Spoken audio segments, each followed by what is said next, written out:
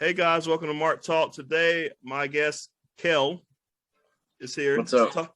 to talk about his favorite markout moments from WWE, WCW, and AEW. So we're going to talk about first WWE. Your favorite markout moment from WWE? Did we have to be watching this broadcast to count it? What? Did we have to be alive watching whatever? Oh no, you don't have to be alive. I was like, what? You have to be alive. Oh, my bad. No, it's the favorite markout moments from WWE or WWF, whatever it was called at the time. Or like I said, AEW. You were alive for AEW. That was only 2 years old. And AEW and WCW. I'm sorry, and I'm pretty sure you weren't alive for WCW. Or for a little bit for the tail end. Yeah. So we're gonna talk WWE. What's your favorite markout moment? Sting, 2014 Survivor Series. Oh yeah, that was a nice one. So what about that debut made you intrigued, or what did you like about that debut? Bro, because it was the first time that he was ever in the company. The video package in the beginning of it was cool too, and Michael's voice. Yeah, so really, yeah, he gets a lot of hate, but that right there, in my opinion, was one of the top tier. You hear that woo, and it's not coming from Ric Flair. It is incredible. You hear, you see the WWE guys with Mr. WCW because he was the only one that didn't jump ship at the time. Yeah, and it just brings something out of you. It makes you like excited. So I understand that markout moment. That was pretty incredible. So what about his run in WWE did you like the most? Man, I like the build-up. Man, Yeah. Did you what moments from his run did you like? Like as far as like storyline goes? The whole entire Triple H rivalry was cool. It sucked he didn't win because that would have been even great. But I understand why they did that to him at the time. Yeah. WWE wins, of course. The war again. Besides that, I was sitting there and I just got a cool feeling because that WrestleMania was cool, and his entrance was also pretty cool too. Yeah. Sting himself at the time in the 90s was cool. He was even cool in the 80s as the happy face paint, like the bright face paint thing. But when he became Sting as we know him today, that's when he really took off. But I like from that rivalry, or not the rivalry, his run. I liked when they revealed, Seth Rollins up there talking about his statue, and then they revealed it, and it was Sting under it. That was a great moment. So yeah, I enjoyed that, and I marked out for his debut and his whole run. So yeah, I remember watching that. That pay-per-view where he got injured was in Houston, Texas, right here. Yeah, that sucks. I'm glad you didn't go to that one though. I feel like everybody in the arena probably was sad once they found out that they just witnessed his last match in WWE. Yeah, but he's going on to do bigger and brighter things. So best of luck to Sting. Killing it in AEW. Yeah. So, what's your favorite markout moment from WCW? Man, I wasn't really much of a WCW fan. Obviously, I liked watching the Attitude Era and the Ruthless Aggression Era a lot. So I never really watched WCW, but I like some stuff from it. They were cool. Markout moment when David Arquette won the World Heavyweight Championship. Oh gosh, you're gonna get so much hate for that. Everybody's gonna hate you, but no, he has slowly redeemed himself though. All jokes aside, he slowly redeemed himself. Went through the Indies, made a documentary about it. It's a great documentary. Go check it out. I was about to ask you that. Did you watch the documentary? I haven't watched it, but I heard great things about it. So I would suggest you check it out. I heard it won a lot of awards, and it's a lot of wrestlers respect him because of it. So I'm gonna start to watch it one day. Dude, it's good. It's really good. It tells you a lot of stuff. I think if I can remember, he did like he had some issues. Obviously. Still, I don't know if he does now, but he seems to be doing better. I watched Steve-O's podcast, so Yeah, he was basically saying that he was going through a lot of stuff, and he trained. You know who trained him actually was Peter Avalon. Oh, I didn't He know that. he was known as the librarian, and they Oh, changed. yeah. Yeah, I remember him. Yeah. All right. So seriously though, this time, what was your favorite markout moment from WCW? the NWO formation. I know a lot of people. Oh Lord. Like, of course, but yeah, That is a markout moment, but it's a markout moment. And it's also one of the moments where you realize that Hogan's, in the WCW because he started winning everything, and you already know how the politics work. And there, it was red and yellow. Yeah, I meant to say red and yellow, but I accidentally said red and black. I mean, red and yellow, just the red and yellow. We go to black. Yeah, that it was weird to see. You used to seeing him in that gold or yellow and red, and it was weird seeing him debut air guitaring with Kevin Nash and Razor Ramon, aka Scott Hall. So this dude, Razor Ramon. But nah, seriously, that was a markout moment for me too. I found that I always found that interesting how Hogan was the guy in WWE and went to another company, became the guy. I mean, without being the same character, and that has always been fascinating to me. So I'm kind of okay. Go ahead. I'm sorry. He main evented like the first few couple of WrestleManias. Yeah, exactly. So he was the guy, and to go to the guy in WWE to WCW, that was a bit lost for WWE, and then for him to turn heel, like that was shocking to everybody. I feel like, but also in that whole NWO thing, it was the finger poke of doom, and that was one of the worst things in wrestling history. The worst things in wrestling history. So I feel like it's good things that came out of that, but there's also some bad ones too. But I enjoyed the NWO formation too, and that was a great markout moment. A lot of people ended up joining too. A lot of people. Yeah, and then that birthed the Wolf Pack with Sting. Yeah, Sting. Yeah. Woo! Let's go. But yeah, I enjoyed that moment from WCW as well. I was young too, believe it or not. I was young too back then. I was born in '96. I was young when that happened. I didn't witness it when it happened, but I was alive when it happened. So yeah, I'm glad that you chose that moment because I remember that very well. So what was your markout moment for AEW?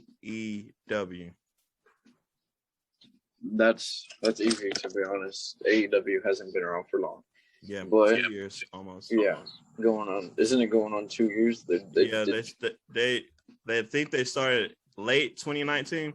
Yeah, fall of 20. Going on 2 years. Yeah, going on 2 years. I think honestly, without a question, and it's like I'm gonna have to choose Sting. Again, Sting 2 times. Yes, 2 out of 3. Yes, because everybody else that came after him was announced. He was not announced. Yes, and that shocked the world because WWE would not clear him to wrestle. And then, he got doctors to clear him to wrestle. Just like the same with Daniel Bryan, but they did not.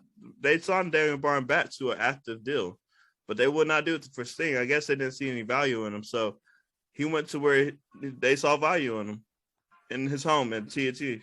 Yeah. TNT, and then Tony Schiavone said his famous phrase. Oh yeah, that was great. Have you seen the video where they showed the side by side comparison 20 years apart or something like that? Where he said it about Sting, like when he said in Sting's introduction, and then now, like it's insane how he sounds kind of the same almost. You get older, your voice changes a little bit, but he sounds basically the same. It's pretty cool. He sounds pretty good, man. He's good. I like the commentary trio. I love it. Yeah, and the whole winter is coming thing with Sting was great. I love the snow they had in the arena and him coming out walking slow. And I love what they're doing with him and Darby Allin. I feel like that's great. Dude, Darby Allin. Allin, it has the potential to be the next Sting. He's great, dude.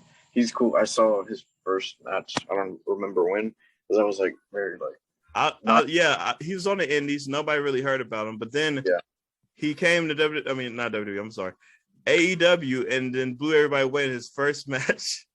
His first match. I remember watching AEW's first episode, and I think he had his first match on the first episode. And I was like, "Who this guy?" His coffin drop. I love that move. It's great, dude. Yeah, like I did just have a recent match with someone that he put someone in a coffin. Oh no, I didn't get to catch that, but About it. But yeah, he is like reckless in a good way though. Like he knows he protects wrestlers and stuff, but he's also like a mixture of like Sting, mysterious, don't talk that much kind of guy. Wears the face paint, and then he reminds you of Mick Foley, where he just is reckless, where he's reckless and he just throws caution to the wind and goes for it. So I feel like that's gonna be cool to see where they take this whole thing with Sting and Darby going forward. Yeah. Do you think that they're gonna have them face each other? I'm not sure about that, to be honest. It would be weird and cool at the same time. So I'd probably say maybe one day down the line, just to get that out. So that'd be freaking cool. It's gonna be a passing of the torch, kinda. I wish they would have did with freaking Bray and Taker, but you can't get everything. With who and Taker? Bray. I'm sorry, the Fiend and Taker. Oh, I thought you said Ray. I was like, what are you talking about? Yeah, dude. Oh my God, do not. Oh, we're not even going to talk about that right now. That's for another day. You have your map on the wall right there. Yeah. So look, R.I.P. to one of the greats. One of the greatest characters that wasn't created by Vince. I feel this is all right. We're gonna get this out of the way. How I feel about it. I feel that since Vince didn't create this character, that he didn't want to see it succeed as big as it did, and he felt some kind of bitterness towards Bray for creating his own character and making it get over as big as he did. He always talked about this brass ring that you got to grab, and everybody grabs it every once in a while. But when you're on top and you let old people like Oldberg, come in and take the title off of Vince just so he can go to Saudi Arabia to to get all that good Saudi money. It's not good for business, not good for talent. You're letting old heads come in and defeat your young upcoming talent. I just don't get it, but that's WWE for you. Recently, John Cena spoke about that too. How WWE needs to stop relying on their old talent. Their old timers. Yeah, that's what he said. And build stars. John Cena, it's great he's back, but he's right. I agree with him. You can't see me. You can't. Was that somebody's phone? Yeah, it was mine. Should turn it off before the podcast. Can't see me. But I think that once they do that, it'll become a way better atmosphere for the superstars. Recently, all these superstars getting released in the past 2 years, a lot of them, like Braun and Bray. Come on, Braun and Bray. Why are you releasing these are top stars in your company? You're releasing them like they're Bo Dallas or somebody. Like, bro, they said it was budget cuts. And is Bo Dallas still employed? Oh gosh, I just thought about that. Did Bray get cut and Bo stayed? Oh, I'm gonna follow up on that. I'm gonna have to look that up. It's weird, dude, because like for me, watching the product since I was a kid, like it changes obviously, and you can see exactly kind of when it starts to change. Like I wasn't much alive for the Attitude Era. Obviously, it was already over by the time I got into it. It was great though. Ruthless Aggression, watching those videos. Ruthless Aggression was great. I love Ruthless Aggression over Attitude Era. PG Era was decent up until the late PG Era, like as far as 2016, bro. I think around my opinion, maybe 2016 to 2017. 15, I think. 15 is when 16 is when they did the draft. You're right. 16 It's when they did the draft and the brand split. 16 was when they did the draft. And they brought up NXT. Like, they started bringing up NXT slowly. They brought in Finn Balor and made him look like $1 million, and he won a Universal Championship for the first time. Oh, bro, he won. First Universal Champion. SummerSlam 2016. And he got injured. Yeah. I remember watching that Raw and feeling so bad for him. He done all he could. And he's even finished the match while his arm was out of the socket. He popped it in and continued to finish the match. Dude. That is insane. Like, it was cool, man. I have a picture of me in 2015 whenever he was in NXT as a Halloween, and I painted my face like his. And I was so excited. And like Markout Moment, I tweeted it. He retweeted it. You know, he was retweeting. Oh, that was cool. And it was cool. And I'm glad to see him back on the main roster. I mean, people say NXT is the main roster. Yeah, it is on TV, but it's not the main roster. They don't get paid as much, which is still bonkers. When they got a TV deal, they need to get paid more, but they don't get paid as much as, you know, SmackDown or Raw people. So yeah, this sucks. I'm glad to see him back on a brand, and that brand being SmackDown, one of my favorite brands. Finn Balor is cool. I don't understand why I understand why he got sent back down there, but it's okay because he came back out on top. So I had a question. Yeah, what's up? Favorite superstar on the current roster for each show or each company? I'm sorry. Well, WCW isn't around anymore. It's been around 20 years, so it's out of the equation. So nobody. That was fun. Wait, who was at the time? I think it's 20 years. I think they ended in 2000. No, they ended 2001, right? Yeah, one. So it's 20 years, yeah. Yeah, because the invasion angle. Yeah. Oh, Lord. The invasion angle. So WWE, does F count too? Who? You said current roster, right? My bad. No, so for WCW, you can pick any time for them. Who is your favorite wrestler during the WCW era? WCW? Yeah. Man, I liked Eddie Guerrero, bro. Like, I want to. I like Eddie Guerrero in all the eras he was in, and no matter what company he was working for, Eddie is a legend. He will always be a legend. Obviously, whenever he died, I remember it because my dad had his shirt. He was a big fan. So, over the years after that, I watched his stuff on WCW and like YouTube and stuff like that. He was cool. Yeah, he is one of the best characters, one of the best wrestlers, grapplers. Like, he knew how to do. He understood pro wrestling to the T. So I really respect and love, just like a lot of people, a lot of wrestlers love and respect Eddie. Rest in peace, Eddie. But man, dude, I remember that, and then 2 years later, you know, everything changes. Yeah, it's just it's sad situation with that whole everything going on with that situation. We lost a lot of good wrestlers to a lot of bad things, but you know, it's life, and we can't change it. And the people that done those things can't change it, but we can always try to remember how good they were when they were good, but try not to remember bad. But it's hard to do that, but you can try. So you said Eddie for WCW. What about WWE current roster now? Current roster, man.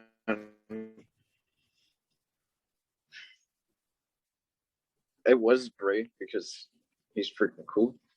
Yeah, exactly. Over the top, like in a good way. Like, you know, he's very skilled at what he does. You know, he never fails to impress whatever character or person, his opponent. Yeah, exactly. So current, I'm gonna say Jeff Hardy, and there's a reason why I say that. Jeff Hardy. Oh man, I remember waking up to a text, no more words. I was like, what is he talking about? And I looked at it, and I was like, oh my gosh. So it was rumors going around. Oh God, there was rumors going around saying that he had renewed his contract and he's going to stay with the company. And that WWE was planning on giving him a big push. And in his contract, it was rumored to be that he would only sign that contract if he would include it, if they included his old song, his theme song that everybody loves. I don't know why I got rid of it. No More Words. So Endeavor, no more words. Yeah. yes, so they did it obviously because he came back after being gone for a while, and everybody popped so hard. It was like almost as big as John Cena's return, but not quite. I think Jeff Hardy's music was just as great. It was just, it felt. I think people have been wanting for a long time. Like, Exactly. Those 2 days felt like my whole childhood all over again. You got John Cena returning, so he's back from my childhood. You got Jeff Hardy returning, he's back from my childhood. And he's returning with his own theme song. John Cena's returning with his own theme song because Roman said, it's like missionary over and over. Same. I'm gonna ask you a question. Yeah. Why do you think, compared to even 3 years ago, whenever people were booing the hell out of John Cena, and what do you think compares to him now that he comes back and everybody's cheering him, wanting him back, compared to then? Absence made the heart grow fonder. You haven't seen him in so long, and you feel like, oh man, he's gonna be like The Rock, a movie star, leave us here all alone.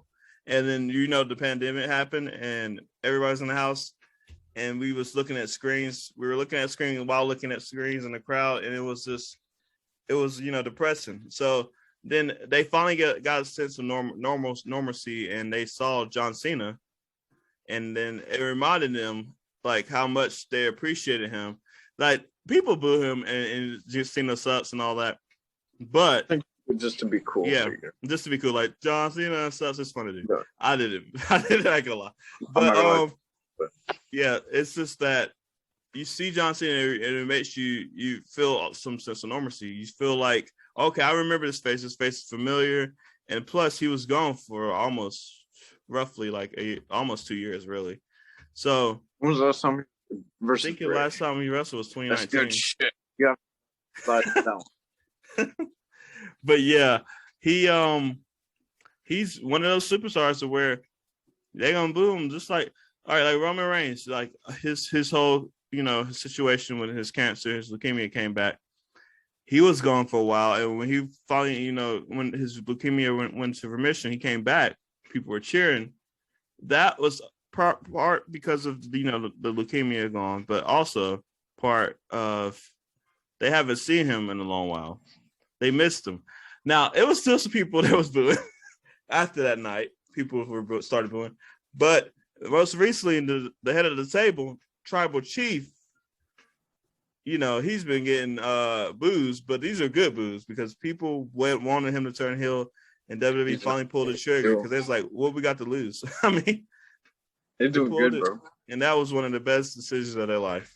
Well, Vince's life. So he's doing good. Because he didn't do it for John Cena. For what he never did it with John Cena. So then when he finally did it, it was great to finally see him do it with one of his top guys. And that elevated him. So when he gets so over to where people they're going to stop booing him, they're going to start cheering him, it's going to be a natural face turn, and he's going to be the face of the company even more. So as a baby face.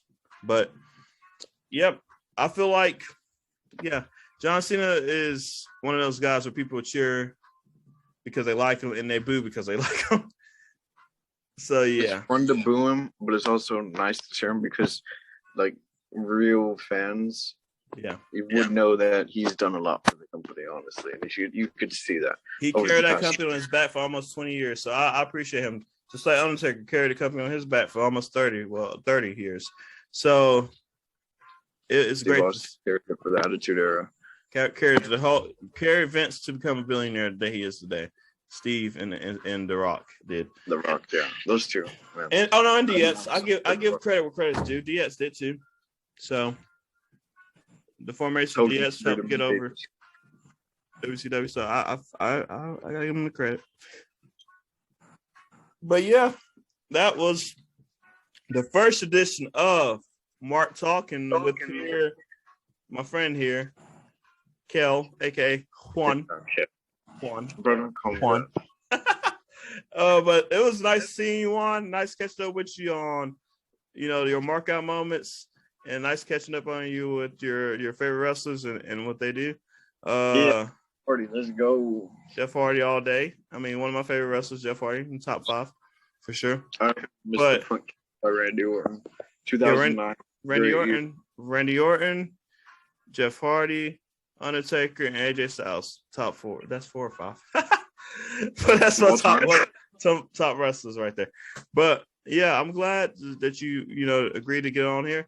And next time, I think you said you might want to do one of the voiceover videos. So next time they see Kel, they'll probably see one of the voiceover videos for top 10 lists or markout, main event markout. So we're gonna be seeing you soon, or hearing you soon. So all right, say goodbye to everybody. Say goodbye to all the marks.